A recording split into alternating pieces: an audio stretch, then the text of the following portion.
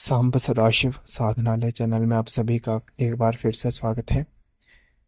आज दत्त महाराज जी के कवच के विषय में आप सभी को हम जानकारी देंगे, जिसको सिद्ध करके आप भगवान दत्त की कृपा के साथ साथ अपने संपूर्ण जीवन में सुरक्षा प्राप्त कर सकते हैं। इसके विषय में अधिक जानकारी देने से पूर्व आप सभी से आग्रह करूंगा कि आप हमारे यूट्यूब चैनल साधनालय को अवश्य सब्सक्राइब कर ले एवं हमारे टेलीग्राम ग्रुप एवं टेलीग्राम चैनल से भी अवश्य जुड़े, जिसका लिंक आपको डिस्क्रिप्शन में मिल जाएगा। देखिए, आप कोई भी साधना करते हैं अथवा साधना के क्षेत्र में आप है भी नहीं, सामान्य सा जीवन व्यतीत करने वाले व्यक्ति है, फिर भी कवच को जागृत करके रखना प्रत्येक व्यक्ति के लिए आवश्यक होता है। क्योंकि भौतिक जीवन में अनेक ऐसी समस्याएं कई बार आ जाती है जहाँ कोई भी व्यक्ति सहायता करने में सक्षम नहीं होता। उस समय यदि कवच इत्यादि कोई दैविक चीज हमारे पास जागृत है तो देवीय शक्तियां शीघ्र ही हमारी सहाय हो जाती है। और इसी प्रकार जो व्यक्ति साधना के क्षेत्र में है उनके लिए तो कवच अति अनिवार्य होता है, क्योंकि पंचांग में कवच का एक विशेष स्थान है और यदि कवच जागृत ना हो तो साधना में अनेक प्रकार के विघ्न आते ही आते हैं। और यदि कोई व्यक्ति कवच जागृत करके रख लेता है तो उसके अनेक विघ्न ऐसे ही दूर हो जाते हैं। साथ ही साथ सभी प्रकार से रक्षा भी साधक को व्यक्ति को प्राप्त होती है, चाहे भूत प्रेत पिशाचों से हो या फिर किसी भी हिंसक व्यक्ति से हो। सभी प्रकार से देवीय शक्तियां उस व्यक्ति की सहायता करती है जिसके पास किसी न किसी एक शक्ति का कवच जागृत होता है।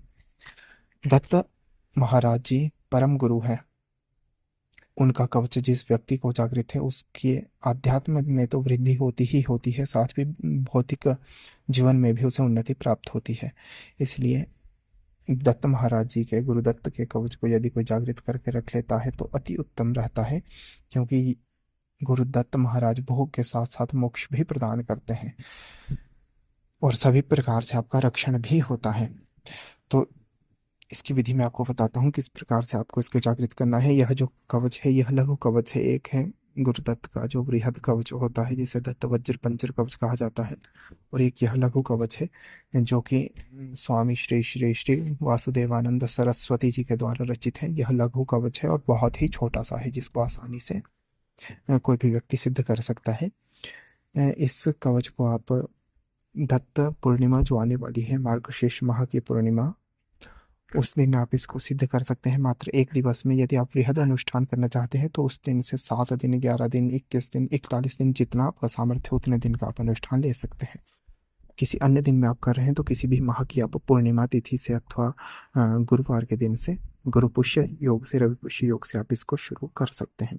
अपने घर में किसी भी मंदिर में आप यह कर सकते हैं। यदि घर में कर रहे हैं तो आप इसे करें तो स्नान इत्यादि करके सर्वप्रथम पीले अथवा श्वेत रंग के वस्त्र धारण कर ले और श्वेत अथवा पीला ही अपना आसन भी रखें। सामने बाजोट पे पीला वस्त्र बिछा के उसमें दत्त महाराज को चित्र विग्रह स्थापित करें। यदि नहीं हो आपके पास तो आप शिवलिंग अथवा भगवान शिव का चित्र विग्रह भी सामने रख सकते हैं। फिर आपको सर्वप्रथम भगवान दत्त के नाम से घी का दीपक प्रज्वलित कर लेना है और फिर सर्वप्रथम गणेश जी का ध्यान करना है, गुरु का ध्यान करना है, अपने भैरव जी का ध्यान करके भगवान शिव माँ भगवती जगदम्बा का पूजन इत्यादि कर लेना है। तत्पश्चात आपको गुरुदत्त महाराज जी का पूजन करना है और सर्वप्रथम आपको संकल्प भी अवश्य ले लेना है पूजन से पहले कि आप दत्त महाराज जी की कृपा प्राप्ति हेतु और उनके कवच की जागृति हेतु यह अनुष्ठान करने जा रहे हैं। अच्छे से अपनी भाषा में अच्छे प्रकार से संकल्प आपको ले लेना है। फिर दत्त महाराज जी का आपको पूजन कर लेना है। पंचोपचार षोडशोपचार जिस भी विधि से आप करना चाहे कर सकते हैं। धूप दीप पुष्प अक्षत नैवेद्य गंध इत्यादि 5 उपचारों से आप पूजन कर लें। तत्पश्चात इसका आप यथासंभव जितना हो सके उतने पाठ करें। बिल्कुल सामान्य विधि में आपको बता रहा हूँ जो कोई भी व्यक्ति आसानी से कर सकता है। जितने अधिक आप पाठ करना चाहे कर सकते हैं, क्योंकि कवच बहुत ही छोटा है। मूल कवच का आपको मात्र पाठ करना है और फलश्रुति जो है वो आपको अंतिम पाठ में मात्र एक बार पढ़नी है।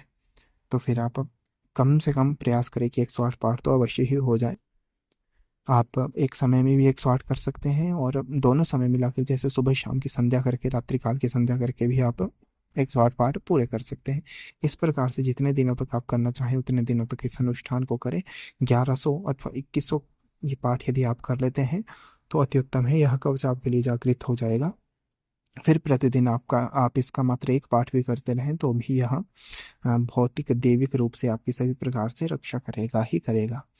साधना काल में ब्रह्मचर्य का आपको पालन करना है, आहार बिल्कुल सात्विक रखना है, और श्वान इत्यादि गौ इत्यादि को भी आपको भोजन अवश्य ही करवाना है। इस प्रकार से यह अनुष्ठान आप कर लेते हैं, इस कवच को जागृत कर लेते हैं, तो भगवान दत्त की कृपा आप पे निरंतर बनी रहती है और सभी प्रकार से आपका रक्षण होता है। तो इसका पाठ आप अवश्य करें, इसको सिद्ध आप अवश्य करें। जो कवच है वो आपको डिस्क्रिप्शन में मिल जाएगा। और यदि आपकी आज की जानकारी आपको पसंद आई हो तो इस वीडियो को लाइक शेयर अवश्य करें। हमारे साथ बने रहें। सांब सदाशिव।